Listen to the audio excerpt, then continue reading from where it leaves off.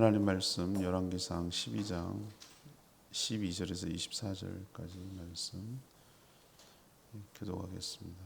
열왕기상 12장 12절에서 24절. 오늘은 5월 29일 목요일 아침입니다. 5월 29일자 본문 열왕기상 12장 12절에서 24절 교독합니다.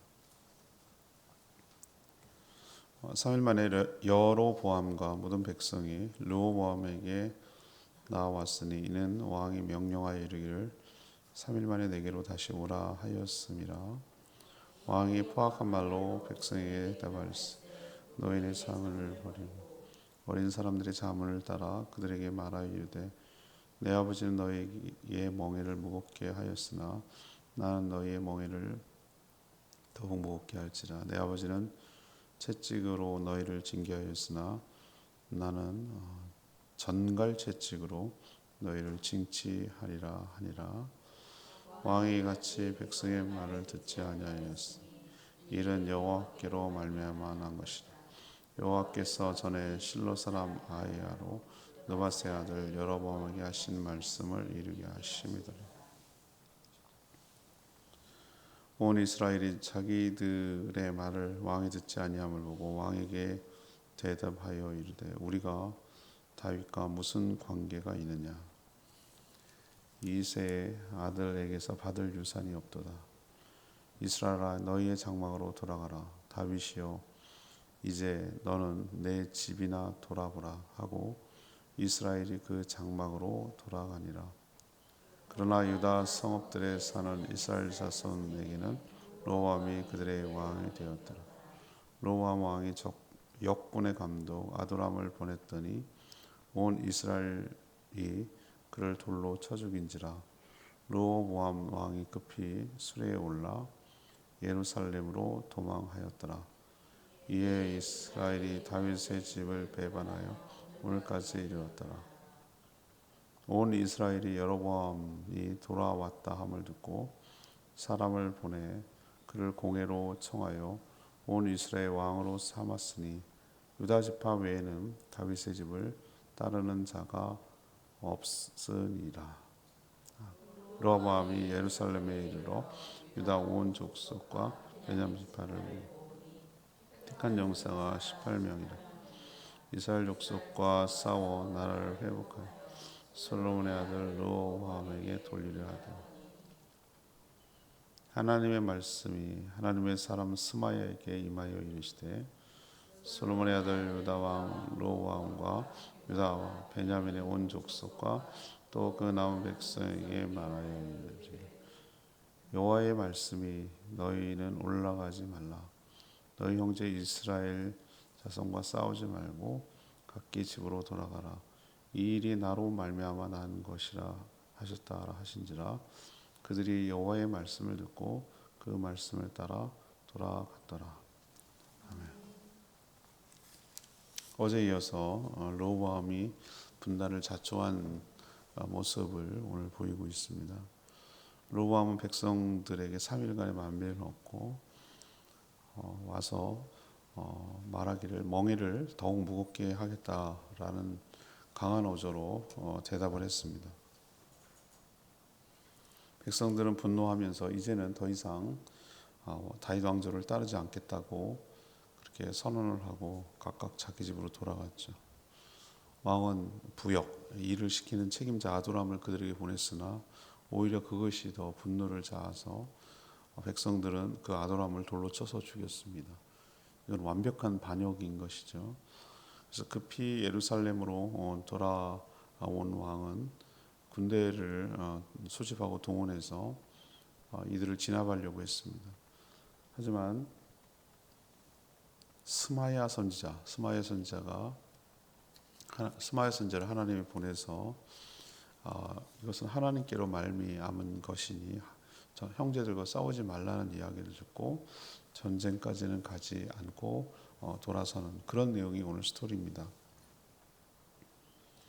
어제 이어서 르호보암의 잘못은 무엇입니까? 이것이 오늘 질문입니다. 르호보암의 잘못은 무엇입니까? 먼저 12절에서 15절까지 말씀인데요.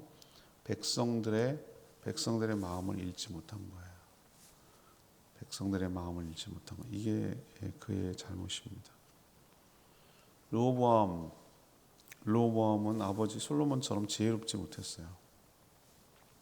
세겜에서 이스라엘 백성들이 모였을 때 백성들이 전달한 그 고충을 깊이 생각하면서 백성들의 마음을 읽었어야 합니다. 제가 기억나는데 솔로몬이 그 자기 아들이라고 주장하는 그 재판을 했을 때, 야, 여러분 지혜롭다 이렇게 탐복하는데 저는 어디에 포인트를 뒀냐면은, 아니 이 두 여인이 지금까지도 천대를 받는 창기였다는 거예요. 두 여인이. 그러니까 같이 산 거예요. 그리고 서로 애를 잘 돌보지 못하고 깔려서 죽게 만들고, 그런 사람들까지의 고충과 이것을 들을 마음, 왕이 그런 얘기를 듣고 있다고? 그런 걸 재판한다고? 이게 놀라웠던 거예요. 고대 국가에서. 그랬던 솔로몬인데, 그래서 잘 됐잖아요. 그 듣는 마음 때문에 지혜로움이 생겼는데, 오늘 이 한 대를 걸쳐 르호보암 보세요. 이거는 천한 여인도 아니고 백성들이 그렇게 많이 나와서 그렇게 얘기를 했으면은 그만한 이유가 있는 거라고 생각을 해야 되잖아요. 솔로몬 즉위 4년부터 시작해가지고 성전 건축에 7년, 왕궁 건축에 13년, 그리고 수많은 국고성, 병거성 이런 건축하느라고 통치 내내 거의 건축에 매진한 꼴이잖아요, 그죠? 물론 뭐 재원까지 없었더라면 더 힘들 뻔했는데, 그리고 재원은 있었잖아요. 그동안 비축해 놓은 것이 있고 무역을 통해서 여러 가지 것들 때문에 있지만 결국 그런 자제가 일을 하는 건 아니잖아요. 물론 여러 가지 노예나 역군도 있었습니다만 결국은 백성들이 그 모든 일을 부역이라고 그러죠. 그거 감당해야 되니까 필요한 일이었죠. 물론 나라를 부강하게 하는 일이었습니다. 그렇지만 세금을 내고 또 거기에 부역까지 감당해야 했던 백성들은 굉장한 부담을 느꼈고 피로도가 쌓인 것이죠.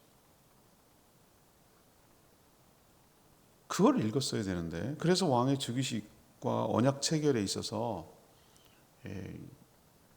그 요청을 한 것이죠. 세금과 부역을 감해주면 계속 왕으로 모시고 따르겠다 이렇게 제안을 했거든요. 일종의 이거는 조건부 제안 아닙니까? 그러면 이걸 말을 거꾸로 하면 어떻게 되는 거예요? 자신들의 제안을 받아주지 않으면 무슨 얘기예요? 왕으로 여기지 않겠다라는 말도 되는 거잖아요. 근데 이걸 놓쳤다는 거죠. 그게 르호보암의 결정적인 실수라고 할 수 있죠. 왕이 백성들의 마음을 읽지 못하고 강경일변도, 그 자존심 세우려고 자기 아버지 솔로몬이 너무 큰 일을, 위대한 왕으로 있었으니까 그보다 더 세게 나서 자기가 더 큰 왕이 되겠다라는 컴플렉스를 느꼈는지, 아버지는 이 정도 있지만 난 더 세게 나갈 거야. 그렇게 해야 자기의 자존심이 세워지고 나라가 권위가 세워진다고 착각을 한 거예요. 어제도 말했지만 그 고대 국가, 왕정 국가에서 왕이 뭐 하는 사람인지를 성경은 분명하게 얘기해 놓고 있어요. 그들을 착취하고 그들을 백성들의 피눈물을 얻어가면서 자기가 호가호식 가지고 호의식을 하고 누리고 이런 게 왕이 아니란 말이에요. 책임을 지는 게 왕이에요. 섬기는 게 왕이고요. 백성들이 더 잘 살게 하는 게 왕이에요.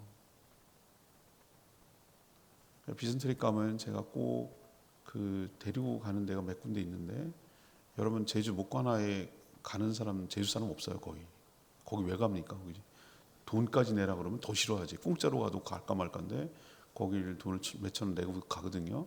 제가 꼭 가는 이유가 있어요. 그때 당시가 어떤 제주 목관화가 뭐냐면 관화거든요. 관화.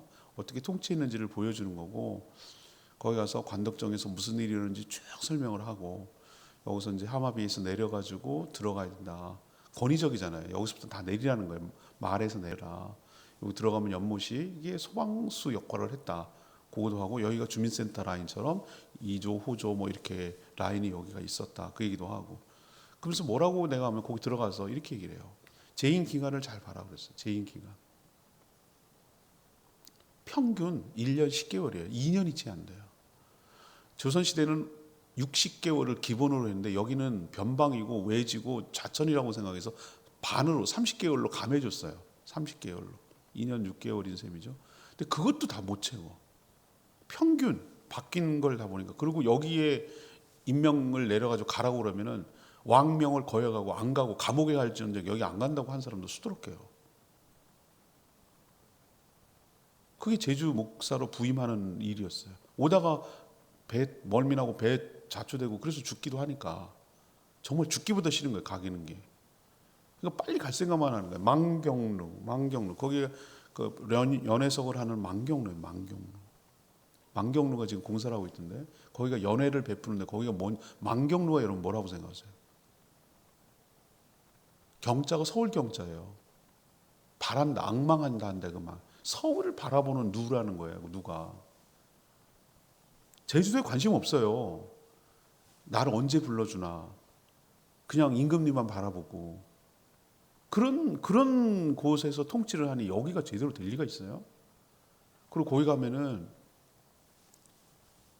처첩들이 사는 집 옆에 바로 뭐가 있냐면은 거기에서 내가 참 가슴 아파요. 제주의 특산물 진상품을 보관하는 창고가 거기 있어요. 지금은 이제 불타서 없어지고 터만 남아 있는데 거기 보면은 저는 여태까지 전복만 그런 줄 알았어요. 전복만. 제주에 진상하는 것들이 어마어마하게 많아요. 진상품들이. 뭐 해삼 말린 거, 미역 말린 것도 있었고요. 뭐 말 이런 거, 이 말과 관련된 건 어마어마하게 공출을 해냈고요. 뭐 엄청 그게 많더라고요. 그 여러 가지 밭작물, 농작물, 해산물 이런 것들을 진상하기 위해서 그렇게 했던 거예요. 그러니 그걸 얼마나 또 뽑아냈을까? 인구도 많지도 않고 조선시대 인구가 최대치 올라갔을 때가 8만이었는데 전염병이 돌고 자연재해가 있어서 사망까지 떨어지고 막 이렇게 했거든요. 하도 세금이 과중하니까 배를 타고 유랑민들 있잖아요. 떠돌이 있잖아요. 떠돌이. 전복 따갖고 육지 가고 팔고 또 양식 얻고 그렇게 사는 사람들. 하도 여기에 집이 있으면 세금을 내고 그러니까. 참 그런 거 보면은 참 백성들이 딱하다는 생각이 들었어요. 정말 위하지 않았구나. 이런 생각을 들고 가슴이 아팠어요. 여기 그 얘기를 하면요. 여러분 지도자는 군림하는 자가 아니에요. 왜 그에게 많은 월급을 주고 많은 권한을 주고 왜 경호처가 보호를 합니까? 그럴 때는 뭐 하라는 거예요? 그만큼 귀중하고 귀한 일을 하고 귀한 판단하고 정책을 피우고 모든 여기에 있는 국민들과 백성들을 더 잘 살게 하고 행복하게 살게 하라고 그것 때문에 그렇게 권한과 그런 걸 주는 거예요. 그걸 착각하고 지가 무슨 뭐 놀긴 하고 먹고 놀 생각이나 하고 해외에 나가 여행할 생각이나 하고 이런 사고방식을 갖고 있는 사람이 보면 얼마나 백성이 복장 터지겠어요. 옛날에 지금은 바꾸기라도 하지 뭐 탄핵하고 뭐라도 하지 옛날에는 왕은 죽어야 끝나잖아요. 그러니까 죽었으니까 이런 얘기를 하는 거예요. 솔로몬이 죽기를 기다렸나 보지. 죽었으니까 이제 다음 왕 될 때 이렇게 좀 해주십시오. 그러면 따르겠습니다. 이렇게까지 얘기를 할 정도로 했으면 알아들었어야 되는데 강경일병으로 나와. 그러니 어떻게 됐어? 나라가 도둑나지. 지혜롭지 못했다. 백성의 마음을 잃지 못했다. 백성의 마음을 민심이 떠나고 백성의 마음을 잃지 못하는 통치자는 오래 갈 수가 없어요. 반드시 문제가 생겨요. 그걸 우리에게 교훈하고 있는 것이. 오늘 또 사전투표가 시작되는데 누가 돼도 마찬가지라고 저는 생각해요. 이걸 좀 뼈저리게 교훈을 삼았으면 좋겠어요. 자기가 왜 이번에 임기도 안 끝났는데 왜 대선 투표를 하는지를 잊어버리지 않았으면 좋겠어요. 정신 차렸으면 좋겠어요, 진짜. 그런 식으로 하면 마음이 변심해가지고 또 군림하려고 들고 하면은 누가 됐든 간에 또 우리 백성들 가만 안 있을 거예요. 이걸 좀 교훈을 삼았으면 좋겠다는 생각이 드는 거예요. 두 번째는 16에서 19절까지 보면 로보암의 실수가 뭐냐? 상황 파악을 전혀 하지 못해요. 상황 파악을. 현실 인식이 없어요. 상황 파악을 못하는 거예요. 르호보암의 말을 들은 이스라엘 10지파가 백성들이 분노했어요. 이제 더 이상 다윗 왕조를 따를 필요가 없다고 생각했어요. 다윗아 니네나 다스리라. 사실 르호보암은 다윗은 아니잖아요. 할아버지가 다윗이지. 그런데도 그렇게 말해요. 다윗 왕조라고 생각하는 거예요. 더 이상 기대할 것도 없고 우리에게 얻을 것도 없고 유익도 없다라고 판단했던 것 같아요. 그래갖고 다윗 이전으로 돌아가겠다는. 다윗도 여러분 아시죠? 다윗이 사울이 죽고 나서 다윗이 왕이 된 게 아니에요. 그렇죠? 일부만 그 다윗 유다 백성들만 다스리고 나중에 이제 그 협상과 타협과 그래서 이제 자연스럽게 통합이 됐는데 그 이전으로 돌아가겠다는 거예요 지금. 그리고 르호보암에게 너희 집이라고 해요. 너희 집. 그 유다 집 하나 다스리라고 최후 통첩을 날리고 다 집을 흩어져 버렸어요. 이제 결렬된 거죠. 언약 체결이 결렬된 거죠. 그러나 르호보암은 전혀 상황 파악을 하지 못해요. 여전히 지가 왕인 줄 안다고. 자신이 여전히 왕이고 부역을 관장하는 역군의 감독인 아도람이라는 사람을 그들에게 보냈어요. 협상을 시도하려고 하는 것이죠. 그때 이제 뒤늦게 이제 뭐 경감해주고 어떻게 하려고 했는데 오히려 그것이 뭐예요? 불난데 기름 끼는 거예요. 불난데 화를 낸 거예요. 그 사람이 무슨 역할, 아도람이 무슨 역할을 하는지 아시죠? 부역을 시키는 관장하는 감독이에요. 그러니까 이스라엘 백성들이 북이스라엘이죠. 이스라엘 백성들이 분노해가지고 그를 돌에 쳐서 죽였어요. 이거는 이제 끝장을 보자는 거잖아요. 서로 이제는 갈라서 완전히 정말 갈라선 거잖아요. 그때서야 이 르호보암은 사태의 심각성을 깨달았어요. 그때까지 아마 세겜에 머물러 있었던 것 같아요. 미련이 남았었나 보죠.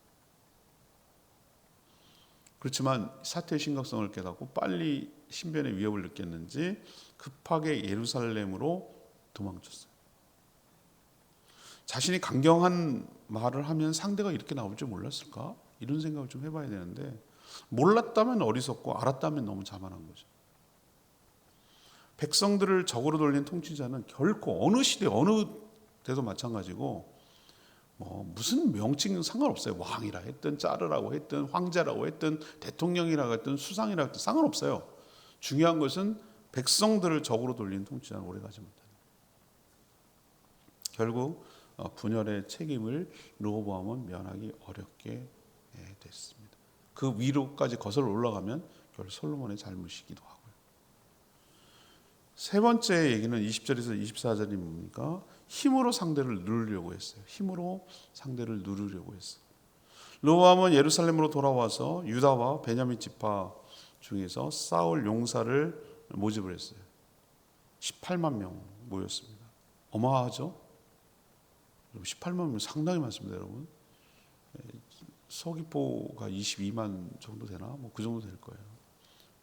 어마어마한 숫자예요, 18만이면. 그 군사를 동원해서 힘으로 통치를 거부하는 북이스라엘 백성들을 누르려고 했어요. 이미 이스라엘 사람들은 여로보암을 왕으로 옹립했죠. 만약에 이렇게 전쟁이 됐으면 어떻게 됐습니까? 이후로는 전쟁이 수없이 합니다. 우리나라 꼴 나는 거예요. 우리나라가 왜 진짜 남북이 독일처럼 이렇게 동서독이 통일된 것처럼 하기 어려웠냐면은 동서독은 지네끼리 서로 싸운 적은 없거든. 독일의 힘을 빼기 위해서 2차 세계대전 끝나고 연합국이 어떻게 했습니까? 반으로 나눠가지고 그때 러시아가 이제 혁명이 일어나기 전이었을 때 그때 나눠 버려가지고 힘을 분산시키려고 동서독을 인위적으로 나눈 거거든요. 얘네가 너무 강한 나라가 되면 아니까. 그래서 신탁통치처럼 이렇게 하려고 나눈 거기 때문에 지네끼리 싸운 적은 없다고. 근데 우리랑은 얘기가 달라요. 우리는 물론 신탁통치 때문에 남북이 분단됐으나 분단된 상태로 있는 것이 아니라 6.25라는 엄청난 동력상대 전쟁을 치렀기 때문에 서로가 서로 죽인 경험이 있단 말이에요. 그걸 후유증이 너무너무 심각해요. 여러분 전라도 저쪽 어디입니까? 우리 순례 가면은 그 교회 두 군데 가면은 공산당에 의해서 엄청나게 주민들이 많이 죽었어요. 그런 학살된 경험도 있고요. 또 뭐 국군은 안 죽였습니까? 또 이렇게 또 죽이고 이렇게 서로 생각이 다르다는, 사상이 다르다는 이유만으로 서로 싸우고 죽인 경험이 있기 때문에 정말 하나 되고 이렇게 화해하기가 진짜 힘들어요. 그 생존자도 남아있고 가족들도 남아있고 유가족 남아있고 실향민도 남아있고 이런 상태에서 지금 이게 보통 풀어가야 되기가 어려운 거죠. 난 내 눈에 흙이 들어가기 전에 못한다 이거예요. 그렇게 원한이 사무쳐 있기 때문에 이게 쉽지가 않아요. 만약에 여기서 둘이 싸웠으면은 이거는 누구 이겨도 의미가 없어요. 그래, 르호보암은 18만 동원해가지고 걔네들 눌러서 했다 이거예요. 그러면 그들이 알아서 순순히 따라올까요? 아이고 알았습니다, 이집트는 잘 모시겠습니다. 그럴까요? 힘이 없어서 신용하는 척하지. 언제든지 반란을 일으키고 언제든지 하겠죠. 그러면 이번에 졌다 이거예요. 그러면 르호보암 지네도 위태로워. 이건 누가 이 싸워도 이기는 전쟁이 아니에요.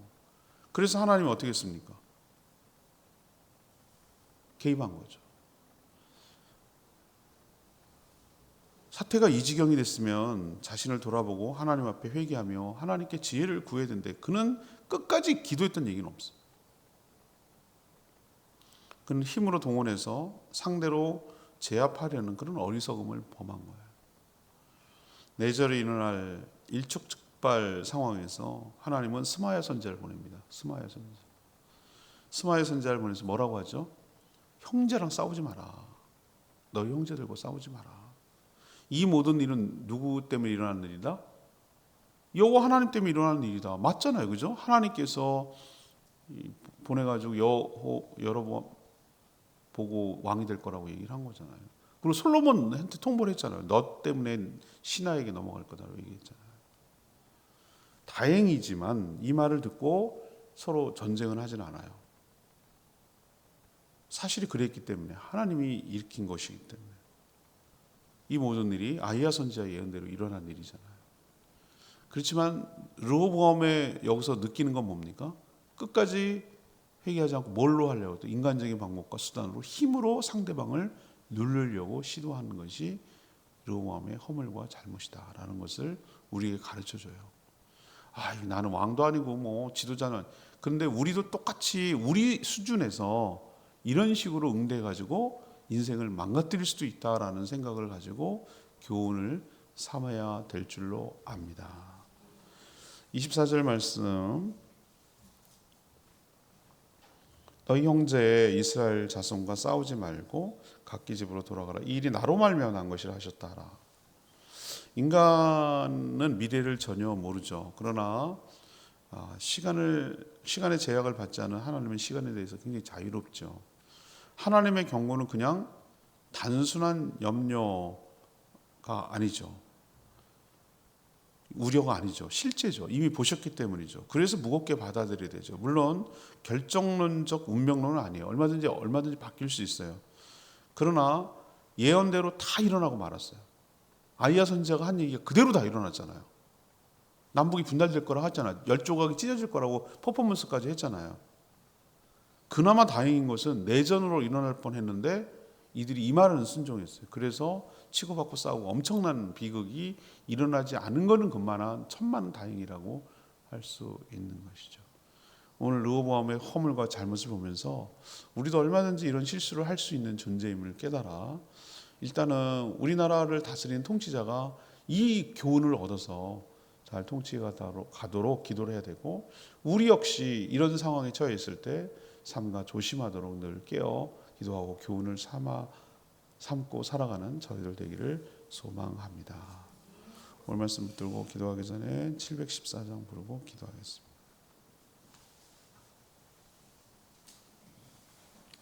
정결한 마음 주시옵소서. 714장입니다.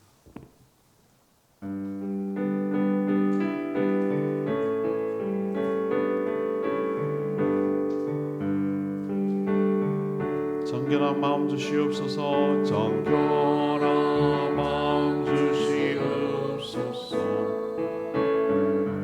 오 주님, 성생한 영을 새롭게 하소서. 정결한 마음 주시옵소서. 정결한 마음 주시옵소서. 오 주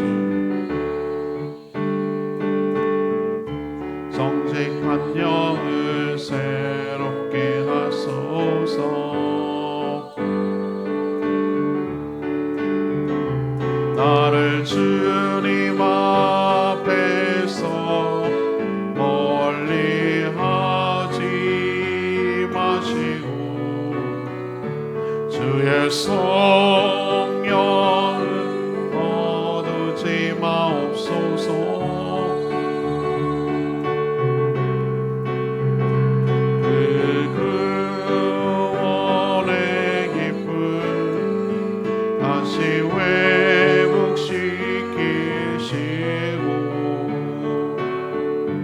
변치 않는 마음 내 안에 주소서.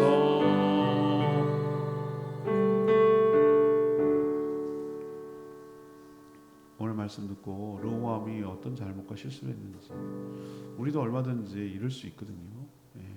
그 교훈을 삼게 해달라고 주의 외침을 기도하겠습니다.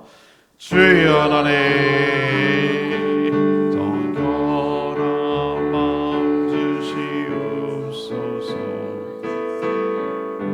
오 주님 정직한 영을 새롭게 하소서.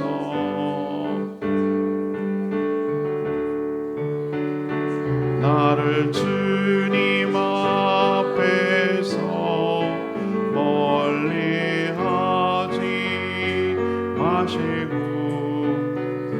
주의 성령을 거두지 마옵소서.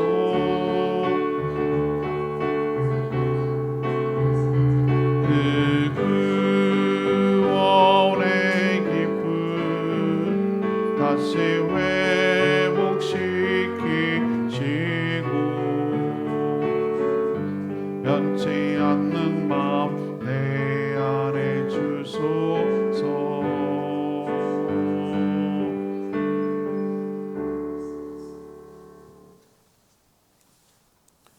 하나님, 르호보암을 보면서 참 어리석다는 생각이 들면서도 저희들도 얼마든지 저럴 수 있음을 깨닫습니다.